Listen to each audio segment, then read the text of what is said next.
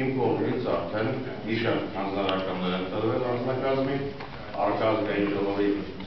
ընտրությունների նախընտրական շրջանում և հատկապես ընտրությունների օրը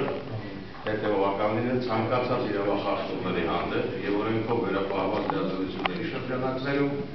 կանխել ընտրական գործընթացի ոչնձելով յուրաքանչյուր գործ։ Ոչ եմ անում բոլոր կուսակցություններին, հասարակական կազմակերպություններին, քաղաքացիական նախաձեռնությունների, բոլոր քաղաքացիներին ընտրական գործընթացի վերաբերող ցանկացած իրավախախտում արձանագրելու դեպքում անհապաղ արձանագրել ոստիկանությունը։ Այս պարագայում ես ուզում եմ հայտարարել, որ անձնական պատասխանատվություն եմ կրում ցանկացած ահազանգի, սկսած մեղրից մինչև տավուշ, ցանկացած տեղամասի, անօրինականություն լինելու դեպքում դրա կանխարգելման, բացահայտման և օրինական ընթացք տալու համար անձնական պատասխանատվություն եմ կրում։ Անձնական պատասխանատվություն է կրում նաև այն ոստիկանը, որը